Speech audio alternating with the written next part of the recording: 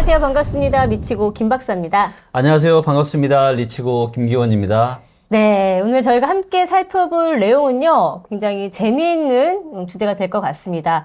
울산에요, 무려 7조 원 규모의 AI 데이터 센터가 생겨난다고 합니다. 네. 국내 최대라고 하죠. 네, 맞습니다. 이게 뭐 그냥 큰 건물이 들어서는 게 아니라 SK 그룹하고 또 글로벌 기업인 아마존 웹 서비스, 우리가 AWS라고 하죠. 네. 가 같이 함께 손을 잡은 굉장히 큰 빅 프로젝트입니다. 네, 아마존까지 투자가 들어간 거죠? 맞습니다. 오. 네, 정말 큰 뉴스죠. 네. 자, 이게 말 그대로 이제 한국에서도 SK 그룹 하면 거의 지금 손에 꼽을 정도로 그죠? 큰 그룹이잖아요. 네. 거기에 지금 아마존까지 같이 함께 힘을 합한 엄청난 초대형 지금 프로젝트인데요. 단순히 데이터 센터 하나 짓는 걸 넘어서서 우리나라 AI 산업의 판도를 완전히 바꿀 수도 있는 그런 움직임으로 보여집니다. 네, 맞습니다. 그래서 오늘 저희가 이제 다양한 뉴스를 통해서 왜 그 많은 곳 중에 울산이 선택이 되었는지, 그리고 울산에 AI 데이터 센터가 지어졌을 때 어떤 파급 효과가 생겨날지, 이런 이야기를 함께 다뤄볼까 합니다.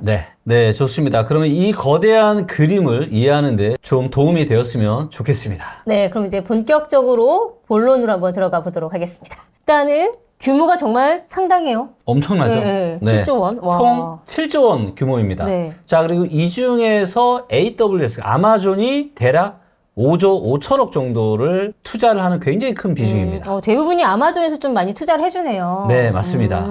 그래서 아마존에서 5조 5천억, 그리고 7조 중에서 나머지 1조 5천억 정도를 이제 SK 그룹이 담당하는 이런 구조입니다. 이게 이제 2029년 완공 목표인데요. 그때가 되면 103메가와트 규모라고 합니다. 103메가와트요? 103메가와트. 감이 잘 안 오는데. 감이 잘 안 오시죠? 그게 어느 정도인지 모르겠어요. 저도 잘 감이 안 네, 오는데, 그러니까 이게 이제 최신 GPU, 그러니까 그래픽 처리 장치를 대략 한 6만 장 정도 돌릴 수 있는 엄청난 수준이라고 보시면 됩니다. 아, 6만 장이요? 네. 와, 그래서 네. AI 연산만을 위한 걸로는 뭐 국내 최대 규모의 전용 인프라가 이제 생기는 겁니다.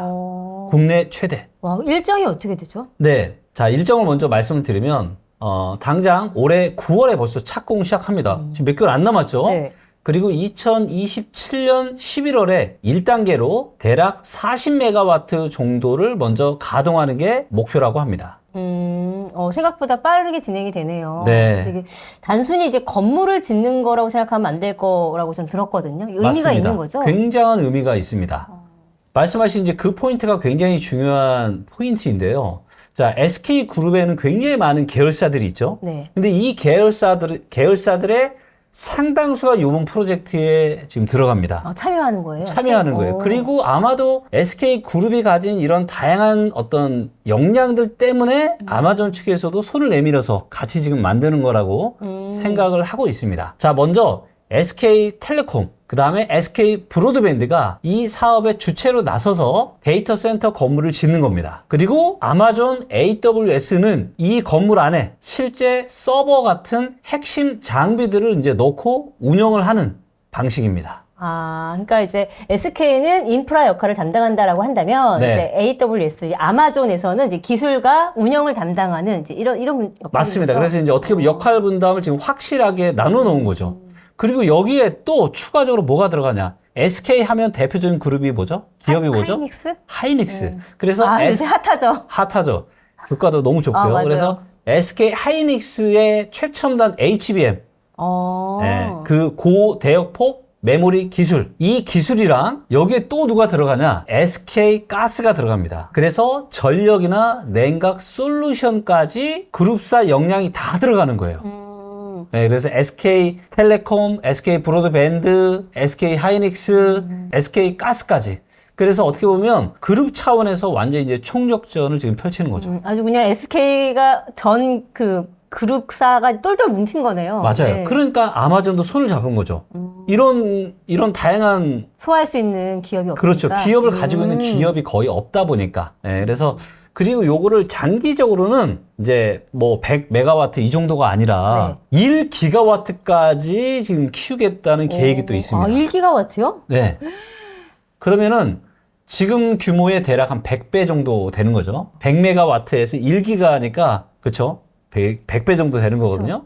그래서 이걸로 동북아시아 전체에 AI 허브로 도약하겠다. 이런 포부까지 내비쳤습니다. 진짜 규모가 스케일이 다릅니다. 지금 어마어마한데요.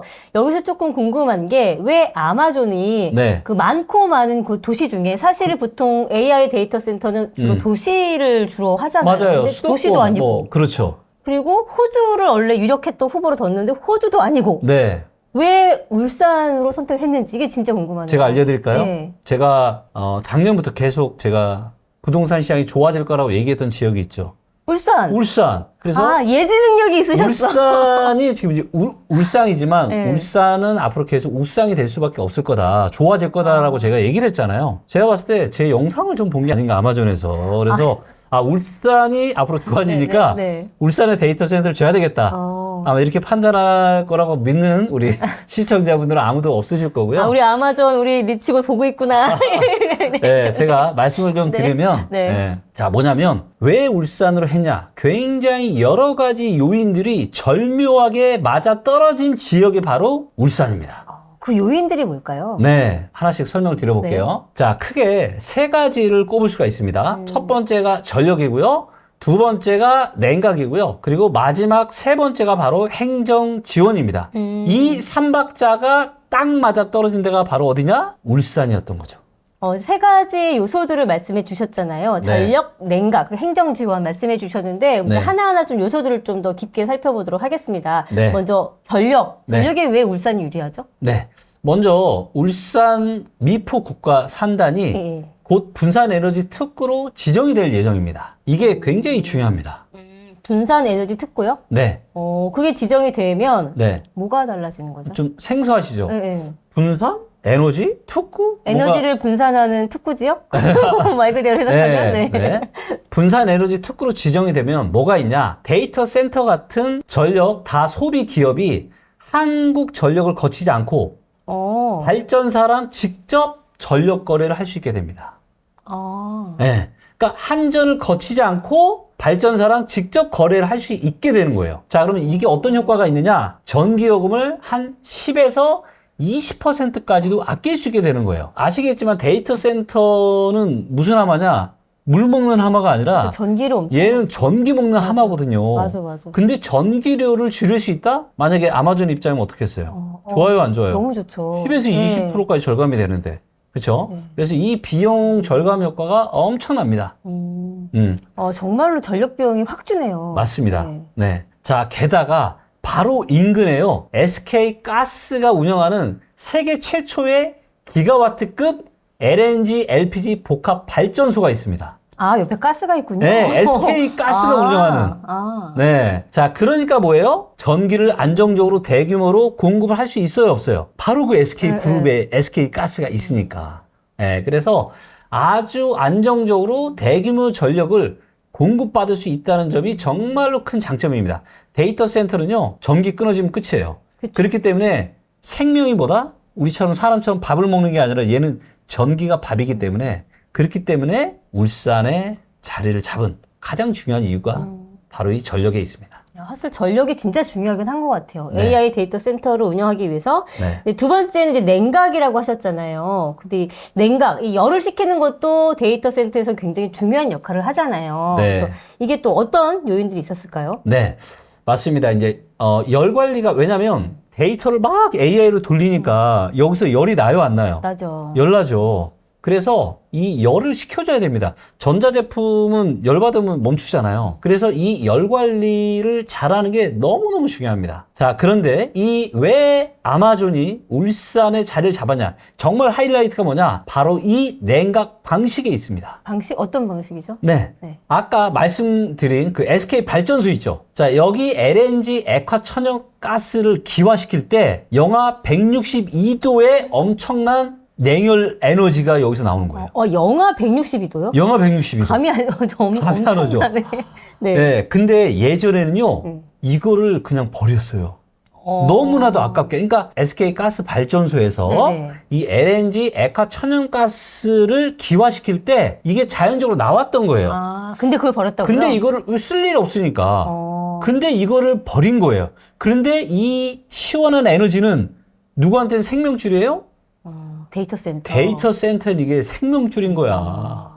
그러니까 SK 가스가 전기를 잘 공급할 수도 있지만 시원하게 만들어주는 것도 너무 잘할 수 있는 이런 거죠. 네. 자, 그래서 그동안 버려지던 막대한 이 냉열을 데이터 센터 냉각에 재활용하는 겁니다. 일종의 뭐랄까 그냥 공짜 냉방인 거죠.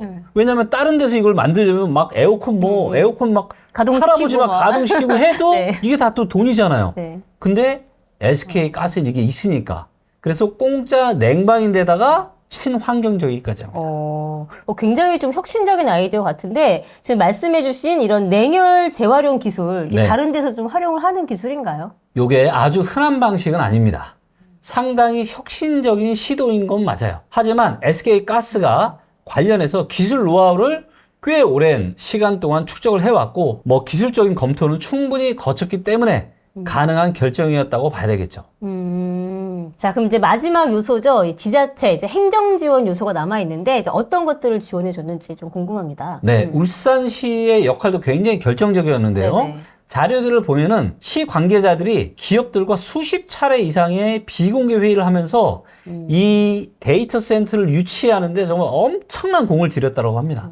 소위 물밑 작업이 활발했군요. 네. 네. 그래서 과거에 현대차, 전기차 공장 지을 때처럼 인허가 절차를 또 아주 신속하게 또 처리를 해준 그런 경험도 있었고요. 이런 점들이 기업들 입장에서는 굉장히 매력적으로 작용했을 겁니다. 이제 뭐 전력, 냉각, 그리고 이제 행정 지원까지 이게 삼박자가 이제 잘 맞춰진 거네요. 딱 맞아 떨어진 거죠. 그렇죠. 그야말로 울산이요. 네. 최적의 입지를 갖춘 셈입니다. 그럼 이제 이 7조 원이라고 하는 이제 엄청난 투자 금액이 들어오는 거잖아요. 네. 이게 가져올 좀 기대 효과가 있다면 어떤 것들이 있을까요? 네. 이제 어마어마하게 울산이 바뀔 것 같아요. 울산이 더 지금 우상이 되게 생겼습니다. 네. 아니 이런 생각 하시는 분들도 있을 거예요.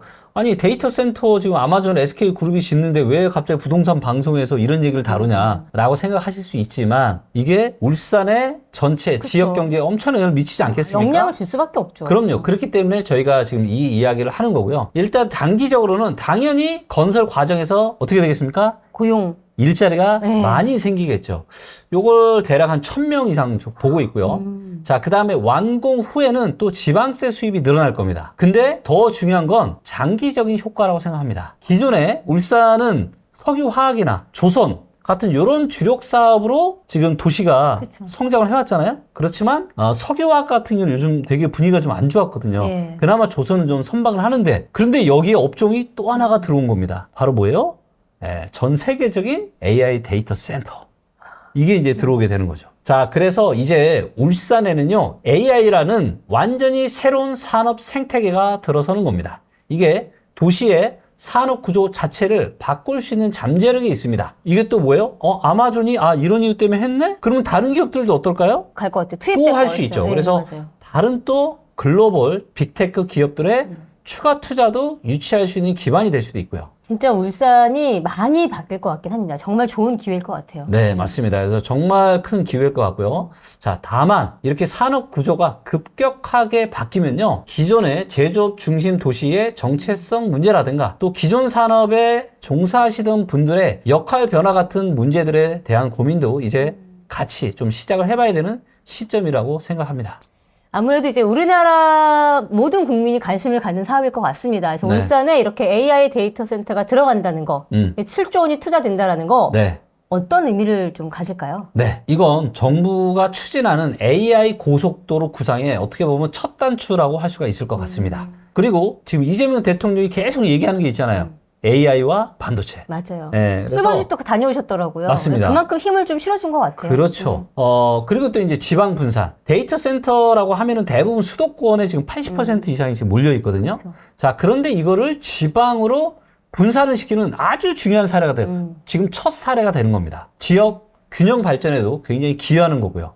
어떻게 보면은 이제 이 정부의 그 정책과도 좀 맞아 떨어지는 맞습니다. 그런, 것 같아요. 아니, 저는 진짜 그래요. 생각. 지방 살려야 됩니다. 지금 부동산 시장이 너무 양극화가 심해져가지고요. 여러분들, 수도권과 서울과 지금 지방의 주택 가격 차이가 가장 큰 곳이 어디냐? 전 세계 1등이 지금 대한민국이에요. 네.